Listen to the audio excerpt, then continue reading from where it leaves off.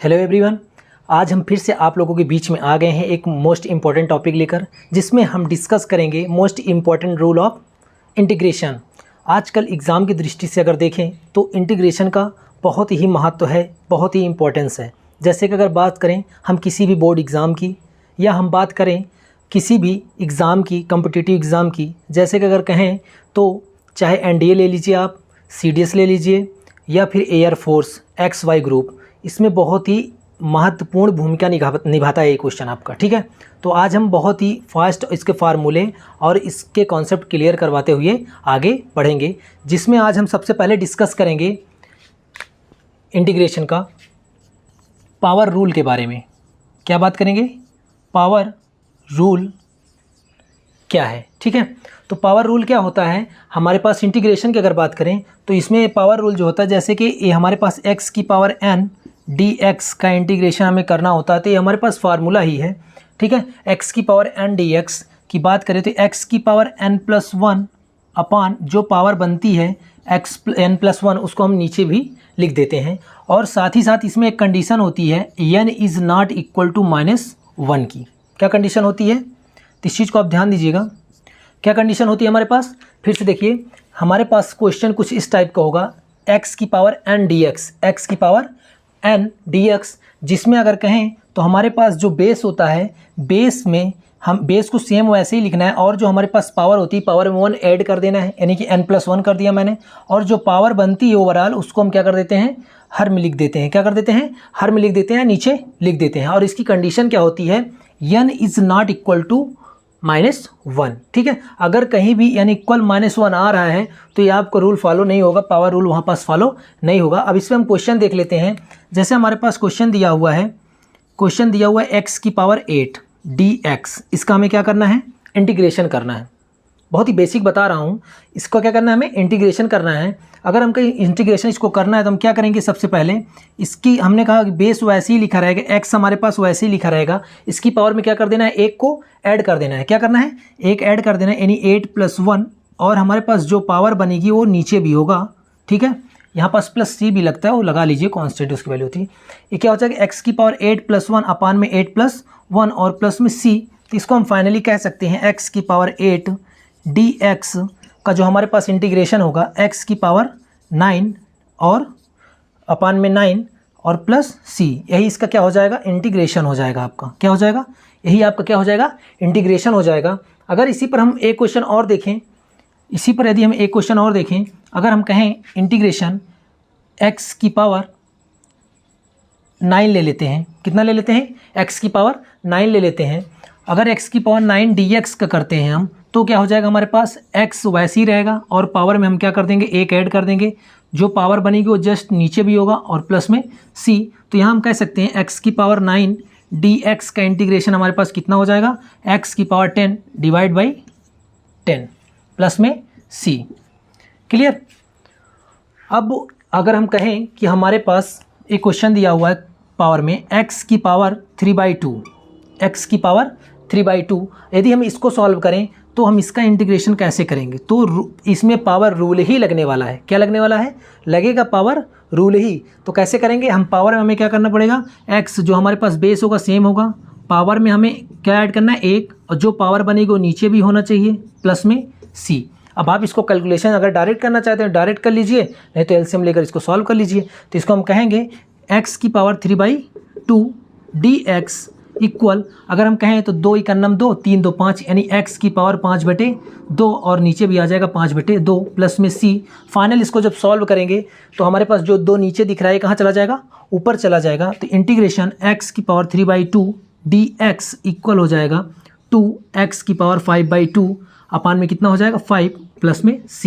यही हमारे पास क्या हो जाएगा? इसका सोल्यूशन हो जाएगा। ठीक है, 3 क्वेश्चन मैंने इस पर बताया, और इस पर एक क्वेश्चन करवा दे रहे हैं अगर आप लोग कहें तो। ठीक है, या आप लोग इस क्वेश्चन को खुद सॉल्व करिएगा। अगर हम कहें x की पावर 1/2 dx का इंटीग्रेशन कीजिए। ठीक है, क्या करेंगे? x की पावर 1/2 dx का इंटीग्रेशन आप लोग कीजिए। ठीक है, वीडियो को पॉज करके आप इसको सॉल्व कीजिए, उसके बाद आंसर बताइए कमेंट में। ठीक है, x की पावर 1/2 dx को अगर हम देखें तो सेम वही कंडीशन है, x वैसे ही रहेगा, और पावर में क्या करेंगे? +1 ऐड कर देंगे। जो पावर बनेगी वही हमारे पास नीचे होना चाहिए और प्लस में c। यहाँ यदि हम फाइनल इंटीग्रेशन की बात करें तो हमारे पास जो फाइनल रिजल्ट इसका होगा x की पावर हो जाएगा 3/2 अपान में 3/2 प्लस c। इसी 2 को यदि हम चाहें तो कहाँ ले जा सकते हैं, ऊपर। तो एक लाइन आप लोग और बढ़ा लीजिएगा, यहाँ से 2 कहाँ चला जाएगा, ऊपर। यहाँ हो जाएगा 2x की पावर 3/2 प्लस c। ठीक है, अब हम चलते हैं नेक्स्ट टाइप की ओर।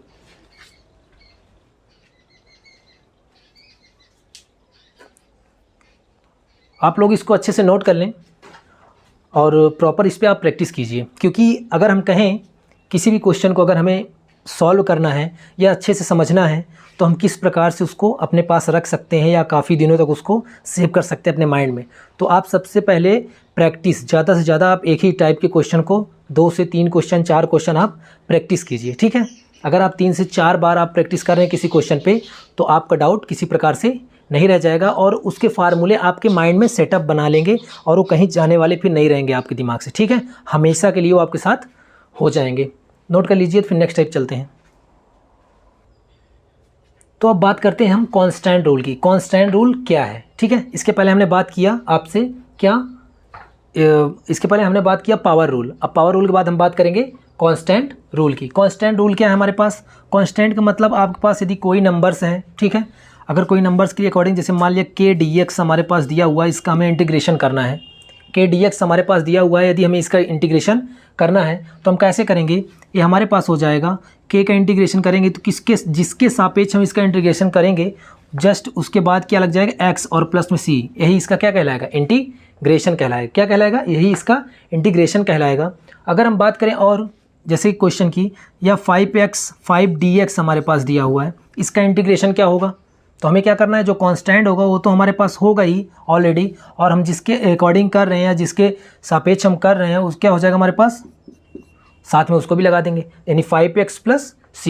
यही हमारा कांस्टेंट रूल होता है। अगर हम बात करें 10 dx हमारे पास दिया हुआ है, कितना दिया हुआ है? 10 dx दिया हुआ है। बहुत ही ईजी मेथड है, बस यही बात है कि आप लोग प्रैक्टिस थोड़ा सा कम करते तो आप लोग क्लियर नहीं हो पाती सारी चीज़ें। ठीक है, अगर हम 10 dx की बात करें तो फिर से हम कह सकते हैं 10x प्लस में c। ठीक है, बात करें 1 dx की, बहुत ही क्वेश्चन मिलेगा, देखना आपको इतना ज़्यादा क्वेश्चन मिलता है, हर जगह भी आपको मिलता है, कहीं कहीं 1 dx भी लिखा होता है, कहीं कहीं ओनली dx लिखा होता है। ठीक है, तो 1 dx का करेंगे तो क्या होगा हमारे पास, x प्लस c। ठीक है, तो ध्यान दीजिएगा आप लोग, एक कांस्टेंट रूल बहुत ही अच्छा इंपॉर्टेंट है और ही बहुत ही आपके लिए इफेक्टिव भी है। ठीक है, इसमें और ले लेते हैं हम क्वेश्चन, जैसे कि 15 dx कर देते हैं तो हमारे पास हो जाएगा 15x प्लस में c। ठीक है, क्लियर हो गया? चलिए हम चलते हैं अब नेक्स्ट रूल के लिए।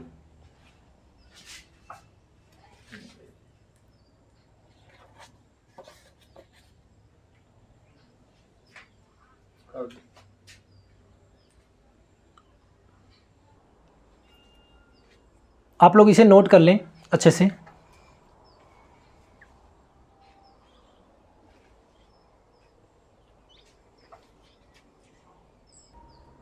अब हम बात कर लेते हैं लॉग रूल की। 2 हम पढ़ चुके हैं, अब बात करेंगे लॉग रूल की।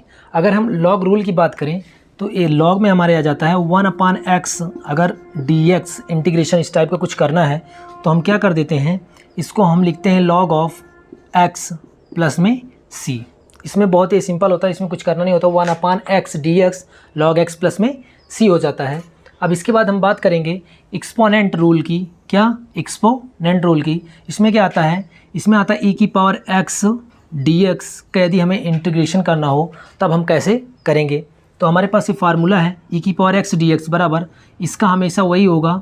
ठीक है, e की पावर x ही होता है इंटीग्रेशन प्लस में c। अगर इस पर हम इस पे बेस्ड पे मतलब क्वेश्चन देखें इसके बेस्ड पर, तो हमारे पास पहला क्वेश्चन जैसे हम लेते हैं e की पावर 2x ले लेते हैं इंटीग्रेशन dx। तो इसको हम कैसे सॉल्व करेंगे? इसको सॉल्व करने से पहले एक चीज़ हम आप लोगों को और क्लियर करा दे रहे हैं। अगर कभी भी इंटीग्रेशन की बात करें, जैसे कि हमारे पास 2x दिया हुआ है, ठीक है, कभी भी 2x दिया हुआ है और वो पावर बन रहा है, तो इसका जो गुणांक होता है, जो कांस्टेंट गुणांक होता है, वो कहाँ आ जाता है? कहाँ जाता है? नीचे आ जाता है। कहाँ जाता है? नीचे। तो यहाँ पास अगर हम कहें कि e की पावर 2x है हमारे पास, तो अगर हम इसका इंटीग्रेशन करेंगे तो e की पावर 2x तो हो जाएगा, e की पावर 2x तो हो ही जाएगा। साथ ही साथ ये क्या हो जाएगा, जो 2x का इंटीग्रेशन करेंगे तो 2 कहाँ आ जाएगा हमारे पास, नीचे आ जाएगा और प्लस में c हो जाएगा। यही फाइनल क्या हो जाएगा हमारे पास, आंसर हो जाएगा या रिजल्ट हो जाएगा इसका। अगर हम और क्वेश्चन की बात करें, यहाँ पास e की पावर 5x कर देते हैं, तो भी हम इसका यदि इंटीग्रेशन करते हैं तो e की पावर 5x हो जाएगा और 5 आ जाएगा और प्लस में c हो जाएगा। ये इसका फाइनल रिजल्ट हो जाएगा। अगर हम बात करें एक्सपोनेंट रूल में और क्या आता है, तो एक फार्मूला और होता है a की पावर x। क्या होता है, a की पावर x dx, a की पावर x dx। इसको हम किस प्रकार से करेंगे, ये दोनों एक्सपोनेंशियल रूल में आते हैं, तो इसको हम किस प्रकार से सॉल्व करेंगे। तो इसको सॉल्व करने के लिए हम क्या करेंगे, यहाँ पास a की पावर x, ठीक है, क्या हो जाएगा a की पावर x और log a बेस e, ठीक है, क्या हो जाएगा a की power x log a base e हो जाएगा हमारे पास। अगर हम इस क्वेश्चन को थोड़ा सा और क्लियर करने की कोशिश करें तो इस पर हम कुछ एग्जांपल सॉल्व कर लेते हैं इस टाइप के, कि कैसे इसको हम सॉल्व करेंगे। तो अगर हम कोई क्वेश्चन ले लें इसी पर बेस्ड, तो अगर हम कहें कि 5 की पावर x का इंटीग्रेशन हमें करना है, तो जो हमारे पास 5 है वो a का वर्ग कर रहा है, x तो x सही है, और फार्मूले पे देखें तो a की पावर x यानी जो हमारे पास कांस्टेंट वैल्यू है उसकी पावर जो है पावर लगा देते हैं, तो 5 की पावर क्या हो जाएगा हमारे पास x, और डिवाइड बाई अगर बात करें तो log ऑफ a यानी कि log ऑफ a के स्तंभ कितना हो जाएगा 5 और बेस e, यानी ये हमारे पास क्या हो जाएगा फाइनल रिजल्ट हो जाएगा। और क्वेश्चन इस पर हम सॉल्व करते हैं, और क्वेश्चन सॉल्व करते हैं। इंटीग्रेशन अगर हम ले लें 10 की पावर x dx, तो हमारे पास क्या हो जाएगा, हमारे पास क्या हो जाएगा 10 की पावर x, तो यहाँ पास हो जाएगा 10 की पावर x और divide by log of e, और log ऑफ हो जाएगा 10 और बेस e हो जाएगा प्लस में c। यही हमारे पास क्या हो जाएगा, इसका फाइनल रिजल्ट हो जाएगा। बहुत अच्छे से क्लियर हो रहा होगा ये चीज़ें आपको, और बहुत ही अच्छे से नोट कर लीजिएगा सारी चीज़ें, क्योंकि बहुत ही इंपॉर्टेंट है आपके लिए।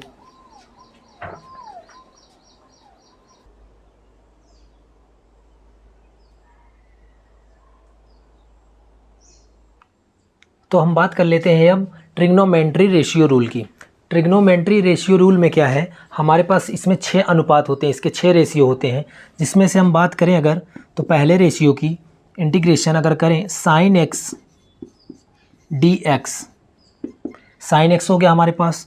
अगर हम दूसरे की बात करें तो हमारे पास होता है cos x dx, दूसरा अनुपात हो गया। अगर हम तीसरे अनुपात की बात करें तो तीसरा हमारे पास अनुपात क्या होता है tan x dx। तो पहले हम तीनों को पहले सॉल्व कर लेते हैं, इनके फार्मूले क्या बनते हैं इनको हम सॉल्व करके लिख लेते हैं, उसके बाद फिर हम तीनों को बताते हैं बाकी तीनों को, ठीक है। तो sin x dx का क्या होता है इंटीग्रेशन, यहाँ पास हो जाएगा, इसमें माइनस का cos x प्लस c हो जाता है, कितना हो जाता है, यहाँ sin का माइनस cos x हो जाता है। डिफ्रेंशिएशन में क्या होता है, sin x का cos x हो जाता है, पॉजिटिव होता है, लेकिन यहाँ sin x का जब हम करते हैं तो क्या हो जाता है, माइनस का cos x हो जाता है, वो डिफ्रेंशिएशन होता है, ये इंटीग्रेशन है, ठीक है। तो sin x का इंटीग्रेशन करेंगे कितना आएगा, माइनस का cos x प्लस c आ जाएगा। अगर यहीं पास हम बात करें cos x dx की, अगर हम cos x dx की बात करेंगे तो यहाँ पास हो जाएगा हमारे पास माइनस का प्लस का sin x प्लस में c, क्योंकि यहाँ cos का जब इंटीग्रेशन करते हैं तो हमारे पास क्या होता है, प्लस का होता है, क्या होता है प्लस का। तो cos x dx का जब करेंगे इंटीग्रेशन तो sin x प्लस c हो जाएगा। तीसरे की बात कर लेते हैं, तीसरा हमारे पास क्या है tan x dx। अगर हम tan x dx की बात करें तो ये हमारे पास हो जाता है log में आ जाता है, तो log sec x और प्लस में c। एक और देखिएगा, अभी जाइएगा नहीं, tan x क्या होता है, एक और होता है क्या, इसका एक और फार्मूला बनता है, कौन सा, हम कह सकते हैं log sec x plus c, या अगर हम कहें तो माइनस का log cos x प्लस में c। तो आप दोनों में से किसी एक को अप्लाई कर सकते हैं। कभी कभी होता है कि आंसर मैच करवाना होता है, बुक में तो हमको प्रॉब्लम हो जाती है कि दे रहा है सेक में, हमें कॉस वाला फार्मूला ही नहीं पता होता है, तो आंसर मैच नहीं करता, तो हमको ऐसा लगता है कि हमारा क्वेश्चन जो सोल्यूशन है वो क्या हो गया, गलत हो गया। तो आप ध्यान दीजिए, दोनों हमें पता होने चाहिए। और कॉम्पिटिटिव एग्जाम में कभी कभी तो एग्जैक्ट वैल्यू ही पूछ लेता है ऑप्शनल में कि इंटीग्रेशन tan x dx क्या होगा, और ऑप्शन में इसको इंक्लूड किया या नए वाले को इंक्लूड किया जो हमें नहीं पता था। तो अगर हमें जानकारी रहेगी दोनों की तो हम आराम से ऑप्शन में क्या कर पाएंगे, टिक कर पाएंगे, ठीक है। तो क्लियर हो गया। अब हम चौथे और पांचवें और छठे अनुपात की बात करते हैं। तो हम बात कर लेते हैं 3 और अनुपात जो हमारे बचे हुए हैं। अगर इसमें हम कहें तो इंटीग्रेशन कोसेक एक्स डीएक्स, इसका क्या होगा, इंटीग्रेशन सेक एक्स डीएक्स, इसका इंटीग्रेशन क्या होगा, या फिर कहें कॉट एक्स डीएक्स का इंटीग्रेशन क्या होगा। तो हम सबसे पहले बात करते हैं कॉसेक एक्स डीएक्स की, ठीक है। तो कॉसेक एक्स डीएक्स की बात करें तो ये हमारे पास हो जाता है log cosec x minus cot x और प्लस में सी, ठीक है। ये तो आपकी किताब में मिल जाएगा, ठीक है, ये आपकी बुक में मिल जाएगा, लेकिन जो मैं एक और इसका बताने वाला हूँ ये आपको कॉम्पिटिटिव एग्ज़ाम में मिलेगा, ठीक है, और बहुत सी किताबों में मिलेगा, अच्छी अच्छी जो किताबें हैं आपको उसमें मिलेगा। अगर हम इसमें कहें कि और क्या होता है तो हम इंटीग्रेशन कॉसेक एक्स डीएक्स को हम लिख सकते हैं, अगर हम कहें तो लॉग tan x/2 और प्लस में c, तो एक ये भी इसका फार्मूला होता है, ठीक है। इसी प्रकार से अगर हम कहें कि सेक एक्स डीएक्स, क्या सेक एक्स डीएक्स, तो सेक एक्स डीएक्स की यदि बात करें तो यहाँ पास हम कह सकते हैं लॉग ऑफ सेक एक्स और प्लस में tan x प्लस में c, ये तो हमारी किताब का हो गया, ठीक है। अब हम इसी प्रकार से एक और फार्मूला इसका बनाएंगे सेक एक्स डीएक्स का कैसे होता है, ठीक है। तो यहाँ हम कहेंगे, या आप ये भी समझ सकते हैं कि लॉग tan x/2 और प्लस में π/4 प्लस में c, क्लियर। तो ये सारी चीज़ें आप लोग बहुत ही अच्छे से नोट कीजिए, क्योंकि एक बार ये चीज़ें मिलेंगी तो बार बार नहीं मिल पाती ये सारी चीज़ें ना एक जगह पे। तो फार्मूले अगर आपको क्लियर रहेंगे, आपके कॉन्सेप्ट क्लियर रहेंगे, तो आप कोई भी क्वेश्चन उठाएंगे और आसानी से सॉल्व कर सकते हैं, ठीक है। अगर हम कॉट एक्स की यहाँ पास बात कर लेते हैं तो कॉट एक्स की बात कर लेते हैं, यहाँ हो जाता है इसका क्या, साइन एक्स और प्लस में c, log sine x plus c, ठीक है। तो ये सारी चीज़ें आप क्लियर कीजिए यहाँ पास, ठीक है।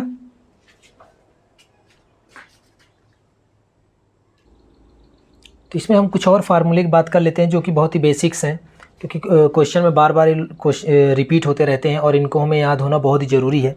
तो अगर हम कहें यहाँ पास sec square x dx, integration sec square x dx, तो हमारे पास क्या हो जाएगा, ये होता है tan x प्लस सी, क्या होता है tan x प्लस सी। अगर यहीं पास हम कहें कि integration cosec square x dx, तो यहाँ पास क्या हो जाएगा, हमारे पास यहाँ पास हो जाएगा माइनस कॉट एक्स और प्लस में सी, क्या हो जाएगा minus cot x plus C. इसी प्रकार से हम sec x integration sec x और tan x dx की बात करेंगे तो हमारे पास हो जाएगा सेक एक्स प्लस में सी, ठीक है।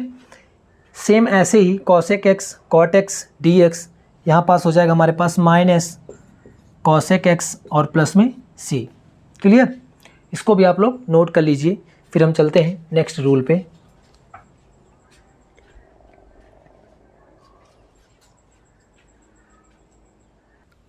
तो हम बात कर लेते हैं अब इन्वर्स ट्रिग्नोमेट्री रूल की, ठीक है। तो इन्वर्स ट्रिग्नोमेट्री रूल में क्या है, ये हमारे पास 5 फार्मूले हैं जो कि इसको हम बताएंगे कि क्या इनके फार्मूले बनते हैं, क्या सूत्र हमारे बनते हैं। तो 1/1 plus x square d x क्या होता है, 21 इन्वर्स को tan inverse x plus c हो जाता है। इसका फार्मूला क्या बनता है, tan इन्वर्स एक्स प्लस सी बन जाता है। अगर हम बात करें 1/√1 minus x square d x को, तो ये कौन से अनुपात को फॉलो करता है, sign inverse x plus c हो जाएगा यहाँ पास हमारे पास।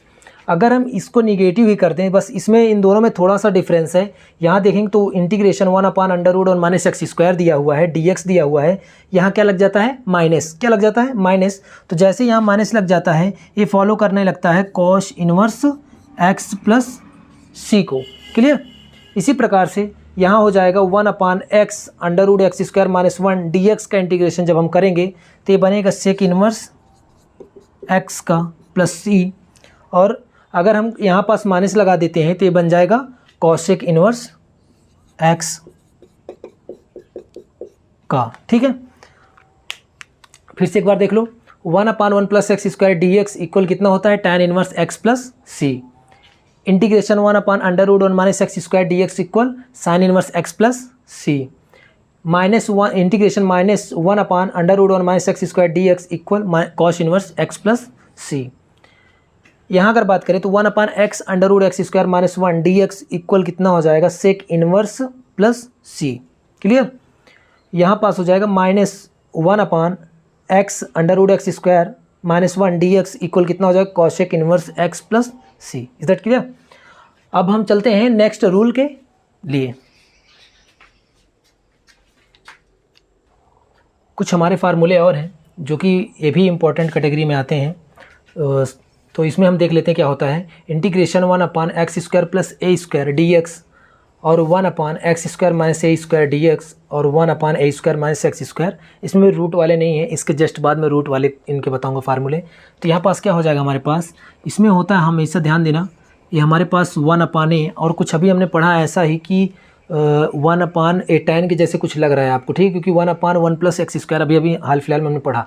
तो 1/a और tan इनवर्स x/a प्लस में c होता है। ये कितना होता है, 1/a tan inverse x/a plus c होता है।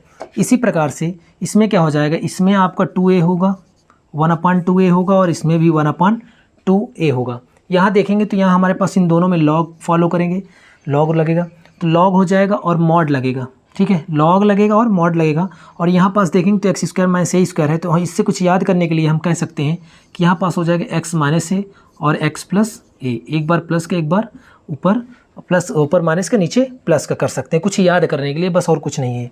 तो हम कह सकते हैं एक्स माइनस ए ऊपर हो जाएगा और एक्स प्लस ए नीचे हो जाएगा, प्लस में सी। इसी प्रकार से ए स्क्वायर माइनस एक्स स्क्वायर दिया हो तो 1/2a और यहाँ हो जाएगा लॉग, और यहाँ कह सकते हैं a प्लस एक्स, ठीक है, जस्ट इसका अपोजिट होता है a प्लस एक्स और हो जाएगा a माइनस एक्स प्लस में c।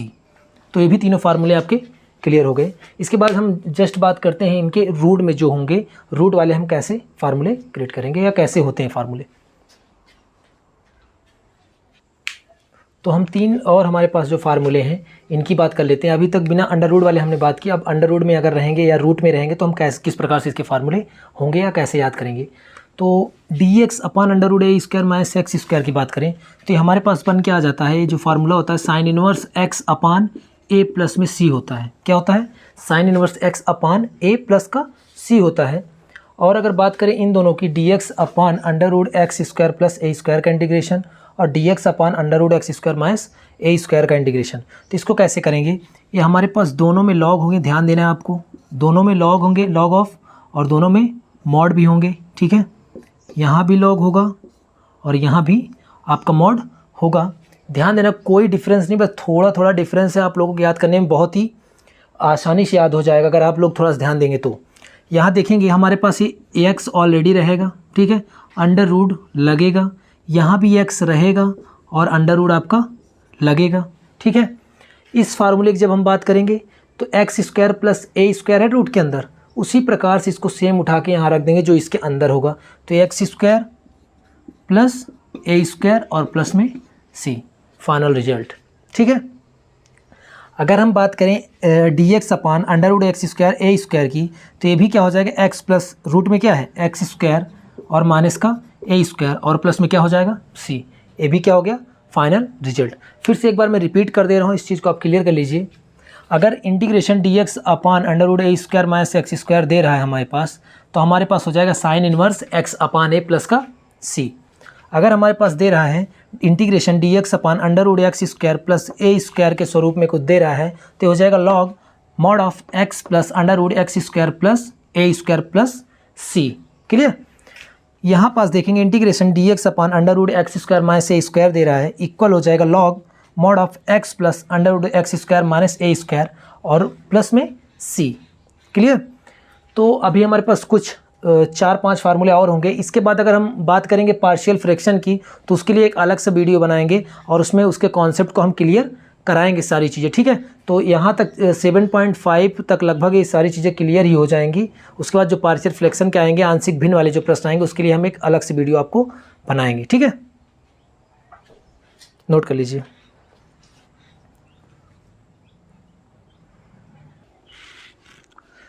तो हम बात कर लेते हैं, ये जो हमारे पास 3 फार्मूले और आ गए हैं, तो integration x square minus a square d x और integration √a square minus x square d x और integration √a square plus x square d x. ये भी आपके एग्जाम की दृष्टि से बहुत ही मोस्ट इंपॉर्टेंट क्वेश्चन है, ठीक है। तो अगर यहाँ हम कहें कि under root x square minus a square d x का फार्मूला क्या होगा, तो एक चीज़ जो इन तीनों में जो कॉमन है मैं उसको पहले आप लोगों को बता देता हूँ। अगर यहाँ देखें तो यहाँ हमारे पास कॉमन होंगी ये चीज़ x/2 और x/2। आपको याद करने में बहुत ही आसानी होगी, ठीक है। ये हमारे पास क्या होगा, कॉमन चीज़ होगी। और अगर हम बात करें यहाँ इसके आगे की, तो ये हो जाएगा अंडर रूट, जो यहाँ पास लिखा होगा सेम यही हमें लिख देना है, ये हो जाएगा। और यहाँ माइनस हो जाएगा, यहाँ क्या हो जाएगा, under root x square, sorry a square है, ए स्क्वायर और माइनस का एक्स स्क्वायर।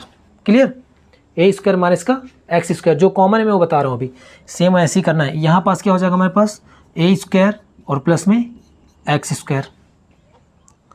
अब अगर यहाँ देखें हम, यहाँ देखें तो ये माइनस का हुआ है हमारे पास। और इसके बाद क्या होता है, यहाँ लॉग होता है। क्या होता है, log mod of x plus, फिर से जो हमारे पास यहाँ दिया होगा उसी को हम सेम एज तार देंगे और प्लस में सी। क्लियर। और यहाँ पास हमारे पास एक चीज़ और कॉमन होती है, ए स्क्वायर बाई 2। क्या होती है, ए स्क्वायर बाई 2 होती है। क्लियर। और अगर हम बात करें दूसरे वाले में, तो हमारे पास दूसरे वाले में क्या हो जाएगा, x/2 under root a square minus x square. यहाँ प्लस लगा देंगे, यहाँ भी कॉमन होता है ए स्क्वायर बाई 2। यहाँ देखेंगे जस्ट इसके पहले अभी पढ़ा हमने, integration 1 upon under root a square minus x square किसका होता है, साइन का होता है। तो इसलिए क्या हो जाएगा यहाँ पास, sine inverse x upon a plus का सी। यहाँ भी क्या हो जाएगा हमारे पास, प्लस का हो जाएगा। और ए स्क्वायर बाई 2 इसमें भी कॉमन होता है, तो ए स्क्वायर बाई 2 हो जाएगा। अब कहें कि under root a square plus x square d x है हमारे पास, तब क्या होगा, तो इसके लिए हम क्या करेंगे, लॉग हो जाएगा हमारे पास और मॉड में एक्स और प्लस में क्या हो जाएगा, यहाँ जो लिखा हुआ है सेम वैसे ही हम वहाँ पास क्या कर देंगे, राइट डाउन कर देंगे। यानी कि ए स्क्वायर और प्लस में एक्स स्क्वायर प्लस में सी। तो ये हो गए हमारे तीनों फाइनल रिजल्ट इसके आ गए हैं। फिर से एक बार मैं थोड़ा थोड़ा रिपीट कर दे रहा हूँ, आप लोग को रिमाइंड करवा दे रहा हूँ कि किस प्रकार से मैंने किया। तो अगर यहाँ देखें integration x square minus a square d x, इन तीनों के लिए कुछ चीज़ें कॉमन है। जैसे कहें x/2 मैंने फिक्स कर लिया माइंड में कि x/2 तीनों में रहेंगे, ठीक है। उसके बाद क्या होगा, जो हमारे पास यहाँ वैल्यू होगी जिसका निकालना होगा इंटीग्रेशन, वो सेम ऐसे ही लिखे जाएंगे यहाँ पास अंडर रूट में। तो सेम इसको ऐसे ही उतार देंगे। देखो ये तीनों, ए भी यहाँ ऐसे ही है, ए भी ऐसे ही है। उसके बाद केवल पहले वाले में आपको यहाँ माइनस करना है। और ए स्क्वायर बाई 2 तीनों में कॉमन है। फिर हम बात करें लॉग लग जाता है यहाँ, लॉग और एक्स प्लस और यहाँ पास under root x square minus x a square होता है, सेम यहाँ भी लिख देंगे और प्लस में सी, फाइनल रिजल्ट। इसी प्रकार से यहाँ प्लस होता है। मैंने इसको बताया कि एक अभी हमने पढ़ा इसके जस्ट पहले, integration 1 upon under root a square minus x square क्या होता है, तो sign inverse x upon a plus सी होता है, ठीक है। तो यहाँ पास क्या हो जाएगा, x/2 ए तो रहेगा ही, फिक्स ही रहेगा, a square by 2 sine inverse x upon a plus c हो जाएगा। केवल आपको समझना है बस। यहाँ हो जाएगा integration under root a square plus x square d x है, यहाँ पास x/2 है और under root a square plus x square है। तो यहाँ प्लस ए स्क्वायर बाई 2 यहाँ भी कॉमन है। तो हमारे पास क्या हो जाएगा, लॉग और मॉड एक्स, मॉड में क्या x plus under root a square plus x square, यहाँ राइट डाउन करते होंगे प्लस का सी। क्लियर। ये सारी चीज़ें आपको बहुत अच्छे से क्लियर होनी चाहिए, तभी चैप्टर पे अगर हम चलेंगे तो एक एक चीज़ आपको क्लियर हो जाएगी और ज़्यादा समय नहीं लगेगा आपको समझने में। सबसे बड़ी बात, आपको फार्मूले जब रिमाइंड रहेंगे तो आपको सॉल्व करने में बहुत ही आसानी होगी। और कोई भी क्वेश्चन आपको होगा, सबसे पहले फार्मूले रिमाइंड होना बहुत ही ज़रूरी है, क्योंकि आपको पता चल जाएगा कि कहाँ से हमें सॉल्व करना है या किस फार्मूले पे यूज होगा, ठीक है।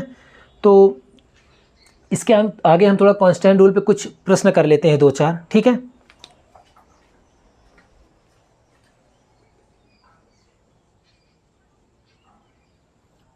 तो हम कांस्टेंट रूल पे कुछ लास्ट में, आप फाइनली हमारे फार्मूले ख़त्म हो चुके हैं लगभग। जो बचेंगे हम पढ़ाते वक्त आपको समझा देंगे या लिखवा देंगे फार्मूले को। अगर यहाँ पास हम देखें, हमारे पास कांस्टेंट रूल पे कुछ क्वेश्चन है। यहाँ देखें तो 4x स्क्वायर डी एक्स दिया हुआ है हमारे पास, तो यहाँ हम 4 कांस्टेंट है तो इसको तो बाहर ही ले लेंगे। और अगर बात करें एक्स स्क्वायर की, तो मैंने बताया था एक्स की पावर n इक्वल क्या होता है इंटीग्रेशन जब करेंगे, तो एक्स की पावर n+1 अपान में n+1। और कब फॉलो करेगा ये रूल, जब n is not equal to -1। तो यहाँ पास हो जाएगा 4 और यहाँ पावर कितनी है 2, तो 2 में एक ऐड कर देंगे 3 और अपान में 3 और प्लस में c। यही हमारे पास क्या हो जाएगा, फाइनल आंसर हो जाएगा इसका। अगर यहाँ पास देखें तो इंटीग्रेशन -5/2 y³ dx है, तो यहाँ पास -5/2 कॉमन आ जाएगा और यहाँ पास हो जाएगा y की पावर 4 और डिवाइड बाई कितना हो जाएगा 4, क्योंकि जो पावर बनती है वही नीचे भी आता है, और प्लस में c, आप इसको मल्टीप्लाई करवा लीजिएगा तो 5/8 हो जाएगा। यहाँ देखिए अगर हम तो पाई यहाँ कॉमन आ जाएगा, कांस्टेंट है, और x की पावर 5 हो जाएगा और डिवाइड बाई 5 प्लस में c हो जाएगा। ठीक है, अब अगर हम देखें ये वाला क्वेश्चन तो x³ तो हमारे पास प्लस में 2 की पावर 3 दिया हुआ है।